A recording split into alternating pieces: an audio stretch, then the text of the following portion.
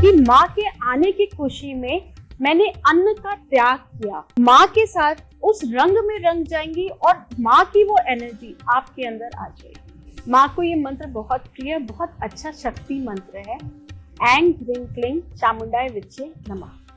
ये 9 दिन के रंग हमारी ऊर्जा को डिफाइन कर रहे हैं, हमारी ऑरा डिस्क्राइब कर रहे हैं। जिंदगी में आगे बढ़ने के लिए आपको क्या चाहिए होता है? त्याग चाहिए होता है। जब 9वें दिन माँ जा रही होंगी तो अगर आप हवन करते हैं तो फाइनली वो माला को आप हवन में डाल दीजिए। चैत्र नवरात्र 30 मार्च से शुरू होने जा रहा है। शास्त्रों में चैत्र नवरात्र का विशेष महत्व बताया गया है। ये त्योहार बसंत ऋतु में आता है और माँ के 9 स्वरूपों को समर्पित होता है। इन पावन दिनों में आप माँ से जो मांगेंगे वो आपको माँ देंगी। लेकिन चैत्र नवरात्रि को लेकर बहुत कुछ ऐसी चीजें हैं जिसे आपको जानना चाहिए और समझना चाहिए। इस वीडियो में आपको बहुत कुछ मिलने वाला है। हमारे साथ है एस्ट्रो शिप्रा सचदेवा जो हमें नवरात्रि के बारे में बताएंगी। नमस्कार। सबसे पहले हम नवरात्रि के बारे में जानेंगे और चैत्र नवरात्रि इतनी पावरफुल क्यों होती है उसके बारे में बताइए। चैत्र नवरात्रि इसलिए इतनी पावरफुल होती है क्योंकि चैत्र नवरात्रि से हमारा हिंदू नववर्ष प्रारंभ होता है, हमारा विक्रम संवत प्रारंभ होता है और इस वर्ष 2082 संवत प्रारंभ होने जा रहा है। दूसरा, चैत्र नवरात्रि में 9 दिन माँ 9 रूपों में माँ की पूजा होती है जो कि अलग अलग शक्ति स्वरूप का परिचय देती है। चैत्र नवरात्रि के समय ही माँ ने महिषासुर का वध किया था, इसलिए भी बुराई पे अच्छाई की विजय का यह पर्व है। और चौथा जो सबसे इम्पोर्टेंट है, इस समय रामनवमी आती है। राम लल्ला का जन्म इसी समय हुआ था, तो इसीलिए चैत्र नवरात्रि इतनी इम्पोर्टेंट है। नवरात्रि के दौरान माँ की शक्ति को महसूस करना हो, उन्हें करीब से साधना हो तो कहाँ से शुरू करेंगे? 30 तारीख से इस वर्ष ये हमारा नया नववर्ष प्रारंभ हो रहा है, चैत्र नवरात्रि प्रारंभ हो रही है। लेकिन अगर हमें माँ की साधना करनी है तो माँ की साधना का जो सबसे अच्छा समय होता है वो रात्रि होता है। आप अगर कभी भी सोचिए, नवरात्रि कहलाता है तो नवरात्रि का मतलब रात्रिचर। तो अगर किसी साधक को साधना करनी है और माँ की शक्ति को महसूस करना है तो वो रात्रिचर साधना करे, रात से प्रारंभ करे और ब्रह्म मुहूर्त तक करे। आप इन 9 दिनों में ऐसी शक्ति, ऐसी एनर्जी को अनुभव करेंगे जो आज तक आपने किया ही नहीं होगा। इस वर्ष आप इसको प्रारंभ करके देखिए। नवरात्रि में अखंड ज्योति क्यों जलाई जाती है? नाम ही है अखंड, जिसे कि खंडित ना किया जाए, अखंड, जिसे हम खंडित ना करें। तो जब हम नवरात्रि में अखंड ज्योत जलाते हैं तो इसका मतलब होता है इसका कि हम एक संकल्प ले रहे हैं। हमने एक संकल्प लिया कि हम 9 दिन तक माँ की ज्योत जलाएंगे। जो ज्योत होती है वो ऊर्जा होती है, क्योंकि अग्नि प्रज्वलित हुई ना, जहाँ पे अग्नि प्रज्वलित होगी वहां पे एनर्जी आएगी। और जब हम माँ के नाम से उनका संकल्प लेके ज्योत जलाएंगे तो हम ध्यान देंगे कि वो खंडित ना हो, वो बुझे ना। तो हम पूरी समय माँ से बंधे रहेंगे, हमारा ध्यान बार बार उधर जाएगा, हम ज्योत को देखते रहेंगे। तो जो माँ से हमारा जुड़ाव होगा कि हम उस 9 दिन कंटिन्यूअसली माँ के ध्यान में रमे रहेंगे, हम घर नहीं छोड़ेंगे, हम ज्योत के आसपास रहेंगे। तो इसके कारण वो एनर्जी हम महसूस कर पाते हैं, उसको एनर्जी को हम ले पाते हैं, ग्रह कर पाते हैं।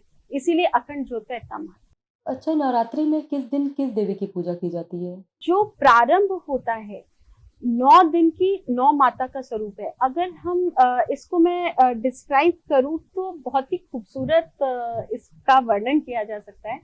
क्योंकि माता रानी धरती पे क्यों आई? माता रानी धरती पे आई शिव को प्राप्त करने के लिए। शिव बिना शक्ति के शव हैं, और जब शव में शक्ति जुड़ती है तो शिव बनते हैं। तो जो ये माँ के 9 रूप हैं, ये हर रूप का शिव से मिलन का एक बड़ी खूबसूरत सी अनुभूति है। जैसे पहला जो माँ का नाम है उसे हम शैलपुत्री कहते हैं। शैल मीन्स पर्वत। तो माता का जन्म कहाँ हुआ था? हिमालयन के घर में हुआ था, मैना की पुत्री है। तो और एक किसी भी फीमेल का अगर हम वर्चस्व कहें या एक उसके ऊपर हाथ कहें, हमेशा पिता और पति मैं यहाँ पे इसको अलग सेंस में मत लीजिएगा कि फीमेल्स का कोई वर्चस्व है, लेकिन एक पति और पिता दोनों का ही नाम उसके लिए बहुत इंपॉर्टेंट होता है। तो जो पहला नाम उनका रखा गया है वो रखा गया शैलपुत्री, यानी कि हिमालयन की पुत्री, उससे उनको जाना जाता है। तो और अगर माँ के आप वर्णन रूप का करें तो उनके एक हाथ में त्रिशूल है, दूसरे हाथ में कमल है और वृषभ की सवारी करते हुए चल रही है। तो वृषभ क्या है? बैल, बैल को कहते हैं। और शिव जी का जो वाहन है वो नंदी जी है, नंदी जी बैल है। तो आप देखिए ना क्या खूबसूरत उनका वर्णन है कि और एकदम सात्विकता लिए हुए हैं, सफेद वस्त्र धारण किए हुए हैं, रूप एकदम मधुरमय है। राइट हैंड में उन्होंने त्रिशूल लिया है और बाएं हाथ में कमल है। तो दाहिना हाथ का क्या मतलब हुआ? दाहिना जो होता है हमारे कर्म और बायां जो हमें भाग्य से मिलता है। हम अगर एक फीमेल को डिस्क्राइब करते हैं तो बायां हाथ मतलब जो हम भाग्य लेके आए होते हैं और दाहिना हमारा कर्म होता है। तो जो पति है वो शिवजी त्रिशूल के साथ होते हैं। तो ये एक मतलब है कि वो पिता के घर आई हैं लेकिन अपने पति को प्राप्त करने के लिए। तो वो जो पहला स्वरूप है वो उनके पिता का स्वरूप है, तो इसीलिए उनको शैलपुत्री कहा जाता है। अब अगर मैं दूसरे नाम की बात करती हूँ तो वह नाम है ब्रह्मचारिणी। ब्रह्मचारिणी मीन्स ब्रह्मा को प्राप्त करने वाली, या ब्रह्म आप इसको एक तपस्या करने वाली। तो जब वो धरती पे आई तो हम सब आते हैं धरती पे, हम बच्चे होते हैं, उसके बाद जब हम बड़े होने लगते हैं तो हम क्या करते हैं, हम एनर्जी मतलब हमें पढ़ाया लिखाया जाता है, हमें एनर्जी दी जाती है ताकि हम उस तत्व तक पहुंच जाए जिसके लिए हम इस धरती पे आए हैं। तो वो भी भगवान है, लेकिन जब वो धरती पे आए हैं तो वो तपस्या करती है अपने पति को प्राप्त करने के लिए। तो वो जो उनका तपस्या वाला रूप है वह ब्रह्मचारिणी है। उसमें भी वो एकदम सात्विक रूप में है। एक हाथ में उन्होंने माला ली हुई है, एक हाथ में उनके कमंडल है, तो एकदम सात्विक रूप।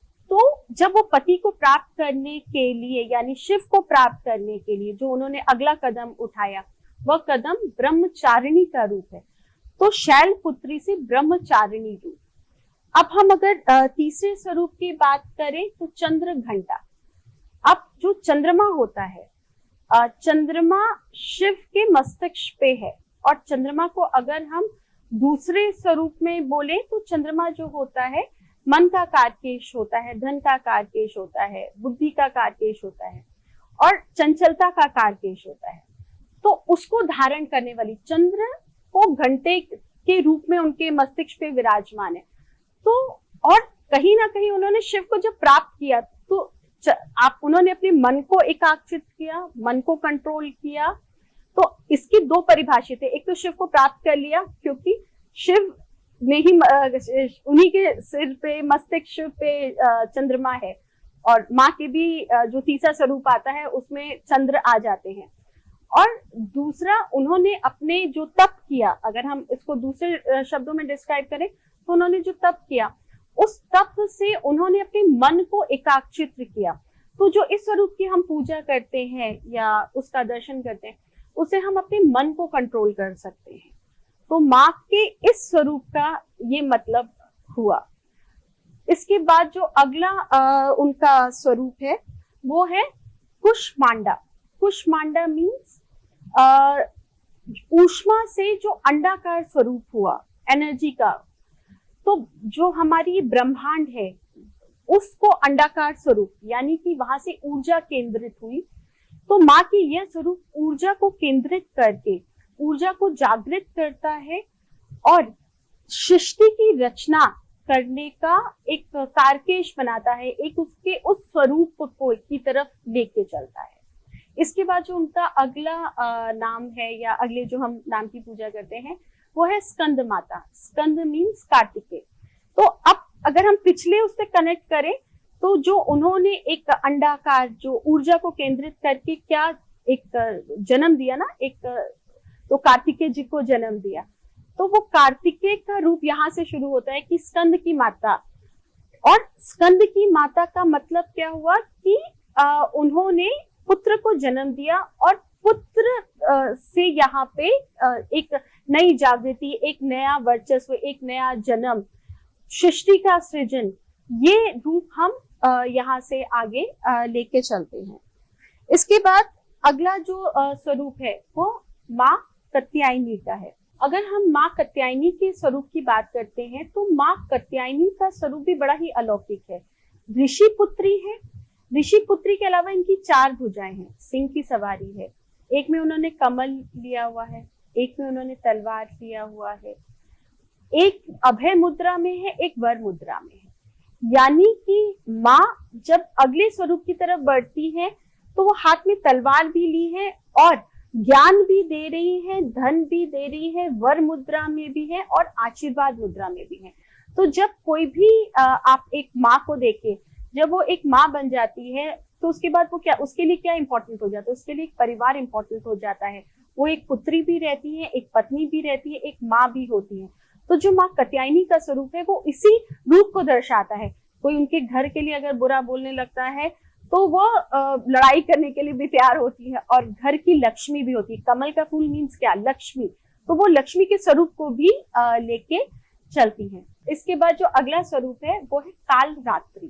काल रात्रि यानी इसका जो मतलब माँ की जो ये स्वरूप है, शत्रुओं का वध करने वाली। यहाँ पे माँ ने जो अपना यह रूप लिया था, इसमें माँ क्रोधित है, माँ रक्त बहा रही है, क्रोधित रूप में है, लेकिन शत्रुओं का संहार कर रही है। और अगर माँ के इस स्वरूप का हम वर्णन करें तो जब उन्होंने शिव को प्राप्त किया, शक्ति को प्राप्त किया, उनके साथ जो अच्छा बुरा या जो वो गलत चीजें, क्योंकि वो ब्रह्मांड की जननी है भाई, अगर ये जो जितने रूप है वो ब्रह्मांड का मतलब प्रजनन कर रही है, ब्रह्मांड की संरचना कर रही है, उसमें जो दैत्य आए, उसमें जो गलत आई, उनका संहार करने के लिए वह मतलब उन्होंने क्रोधित रूप, उन्होंने काल रूप धारण किया कि मैं संहार भी कर सकती हूँ। अगर मैं प्रजनन कर सकती हूँ, मैं शांत रूप में हूँ, तो मैं प्रजनन भी कर रही हूँ, तो मैं काल भी हूँ। तो यह स्वरूप उनके उस स्वरूप को दर्शाता है। इसके बाद जो सबसे अच्छा और बहुत खूबसूरत स्वरूप है महागौरी का स्वरूप। महागौरी का जो स्वरूप है, यह फिर वृषभ की सवारी कर रही है, यानी नंदी जी की सवारी कह लीजिए, बैल की सवारी। तो ये कहीं ना कहीं शांत अवस्था में भी है, परंतु अगर आप देखिए कि कोई कुछ गलत करेगा तो फिर वो क्रोधित स्वरूप भी उनका बहुत अच्छा है। और कहीं ना कहीं शिव को प्राप्त, मतलब शिव का आशीर्वाद है, क्योंकि बैल की सवारी करी, यानी कि शिव जी साथ में है, क्योंकि उन्हीं के वाहन पे है। हाथ में उनके एक डमरू है, त्रिशूल है और अभय मुद्रा में है। तो यह स्वरूप भी महागौरी का सबसे पवित्र है। एक अपने परिवार को लेके चल रही है, अपने पति के संरक्षण में है अगर देखा जाए, क्योंकि अगर नंदी जी साथ में चल रहे हैं तो वो उनके अपने पति के संरक्षण में वो चल रहे हैं और उनकी चीजों को लेके चल रही है। डमरू और त्रिशूल शिव जी के वो है। और जो आखिरी उनका सबसे खूबसूरत स्वरूप है वो है सिद्धदात्री।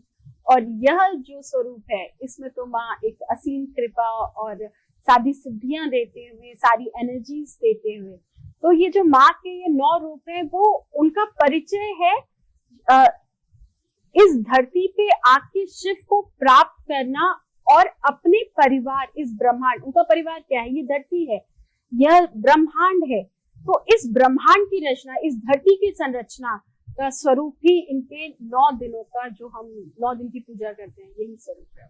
नवरात्रि के 9 दिन होते हैं, 9 रंग कौन कौन से होते हैं और इन रंगों का कितना महत्व है हमारे जीवन में? माँ का जो पहला स्वरूप है शैलपुत्री, उसका जो रंग है वह है सफेद। माँ का जो दूसरा स्वरूप यानी कि ब्रह्मचारिणी, उसका जो रंग है वह है लाल। माँ का तीसरा यानी कि चंद्र घंटा, यह स्वरूप का जो रंग है वह है नीला। चौथा कुष्मांडा, इस स्वरूप का जो रंग है वह रंग है पीला। पांचवा माँ का स्कंद माता, स्कंद की माता का जो मनपसंद रंग है वह हरा रंग है। छठा यानी कि कात्यायनी, इसका जो इन माँ को जो रंग का रंग पसंद है वह नारंगी रंग पसंद है। काल रात्रि, काल रात्रि माँ को गुलाबी रंग अति प्रिय। महागौरी, इनको बैगनी रंग पसंद है। सिद्धदायिनी, माँ को आसमानी रंग पसंद है। और रंग बताए हैं, बहुत ही अच्छे से बताया। मेरा एक सवाल ये है कि जो ये 9 रंग होते हैं, जो देवियों के 9 रंग होते हैं, अगर मैं उसी 9 दिन में वो रंग के हिसाब से अगर कपड़ा पहनती हूँ तो ये हमारे जीवन में कितना महत्व, क्या बदलाव देते हैं, या कुछ असर पड़ेगा? एकदम असर पड़ेगा, क्योंकि जो माँ के ये 9 दिन के 9 रंग हैं, ये 9 दिन के रंग हमारी ऊर्जा को डिफाइन कर रहे हैं, हमारी ऑरा डिस्क्राइब कर रहे हैं। हर रंग अलग अलग ऑरा बताता है। जैसे पहला रंग सफेद, तो आपकी वैसी ऑरा डेवलप होगी। दूसरा रंग लाल, तो आप ये जो हर रंग क्या करता है, हमारी चारों तरफ जो हमारी ऑरा होती है, उस ऑरा को स्ट्रॉन्ग करता जाएगा। तो आपने अगर उन 9 दिन में वो 9 रंग पहने, तो आप माँ के साथ उस रंग में रंग जाएंगी और माँ की वो एनर्जी आपके अंदर आ जाएगी। इसीलिए रंगों का इतना महत्व है। 9 दिन का व्रत होता है, इतना इम्पोर्टेंस क्यों है? यह क्योंकि 9 माँ के स्वरूप है, तो 9 दिन जब हम व्रत रखते हैं तो हम क्या कर रहे हैं, हमने अपने आप को कहीं ना कहीं कंट्रोल किया, किसी चीज का त्याग किया। जब जिंदगी में आगे बढ़ने के लिए आपको क्या चाहिए होता है, त्याग चाहिए होता है। जब आपको एक अच्छा स्टूडेंट बनना है तो आप टीवी नहीं देखोगे, मोबाइल नहीं देखोगे, पढ़ाई करोगे। जिंदगी में कैरियर बनाने के लिए फैमिली को की चीजों को रोकना पड़ता है, बहुत सी चीजों में सेक्रीफाइस करके आप आगे बढ़ते हैं। तो जिंदगी में आपको अगर कुछ भी पाना है तो आपका जो पहली चीज होती है त्याग करना। तो जो हम ये व्रत रखते हैं, तो व्रत क्या है, हमने एक संकल्प लिया कि माँ के आने की खुशी में मैंने अन्न का त्याग किया, माँ के रंग में रंग गई, माँ की एनर्जी के साथ झूम गई, रात्रि में माँ का जागरण किया, उनके साथ गाया, उनकी पूजा अर्चना की, भक्ति की, और उस व्रत रखते हुए माँ के रंग में रंगते हुए अपने आप को जागृत कर गई। ये है नवरात्रि। इसीलिए नवरात्रि में डांडिया किया जाता है।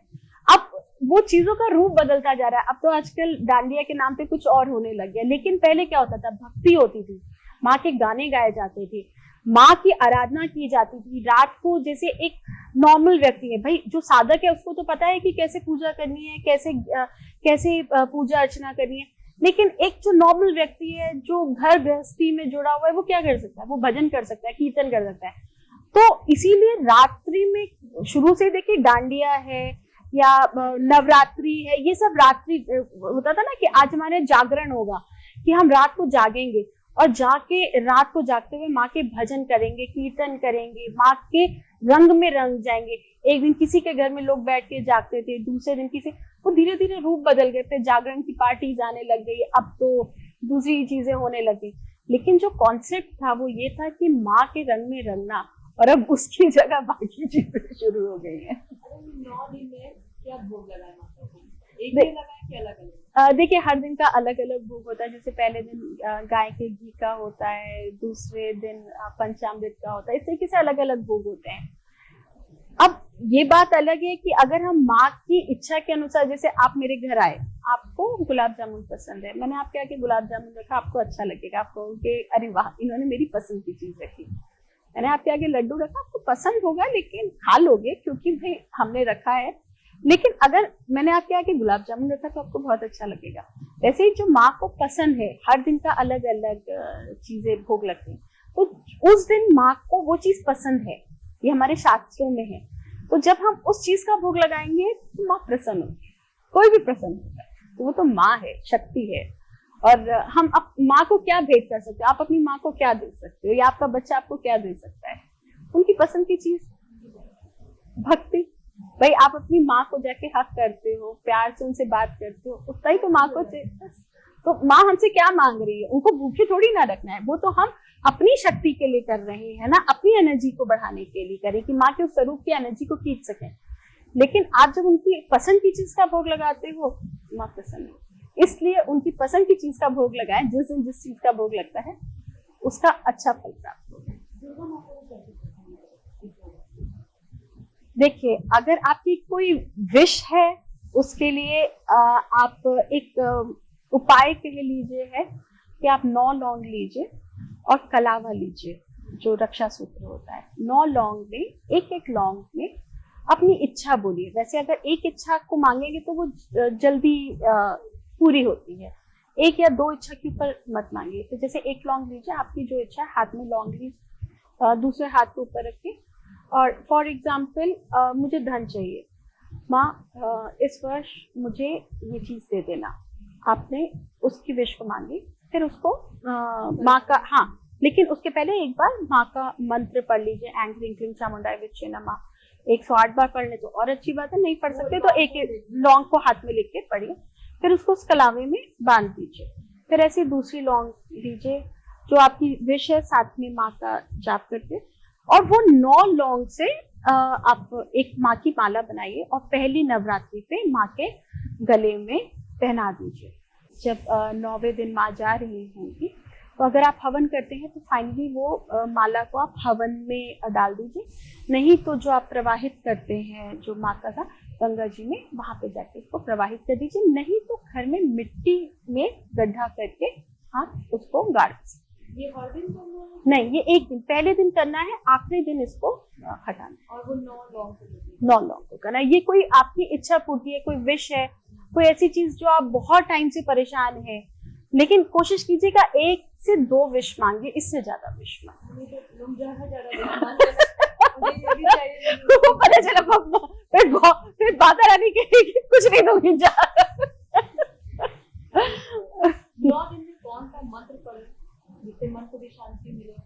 और जैसे लोग तो वैसे मन की शांति नहीं करते हैं, वो कुछ मांगते रहता है, लेकिन मेरा ये है कि मन की शांति। देखिए, मेरा बहुत प्रिय मंत्र है और मैं ज्यादातर सबको ये मंत्र बोलती हूँ, और अभी तक मेरे जितने भी, आज से पहले जब भी मैंने वीडियोस बनाए हैं, माँ को ये मंत्र बहुत प्रिय, बहुत अच्छा शक्ति मंत्र है। ऐं ह्रीं क्लीं चामुंडाय विच्चे नमः। यह मंत्र का जाप 9 दिन आप पर डे कीजिए। एक और कार्य कर सकते हैं कि जिस दिन पहला 30 तारीख है, एक संकल्प ले लीजिए 11,000 मंत्रों का, 21,000 मंत्रों का, 5,000 मंत्रों का, वो आपकी अपनी इच्छा है, और उसको 9 दिन में डिवाइड कर लीजिए। अब पर डे 2 आ रहा है, 3 आ रहा है, 5 माला, तो उतनी माला का आप जाप करिए। तो कोई भी इच्छा पूर्ति है या एक तरीके का संकल्प हुआ, ये विश के हिसाब से भी मांग सकते हैं, और माँ को प्रसन्न करना है, जैसे आपने मुझे पूछा प्रसन्न कैसे करना, इस तरीके से माँ का मंत्र पढ़ के आप माँ को प्रसन्न कर सकते हैं, और इसके बहुत अच्छे रिजल्ट आते हैं। क्योंकि कभी कभी बिना मांगे भगवान ज्यादा देते हैं, मांग के कम मिलता है।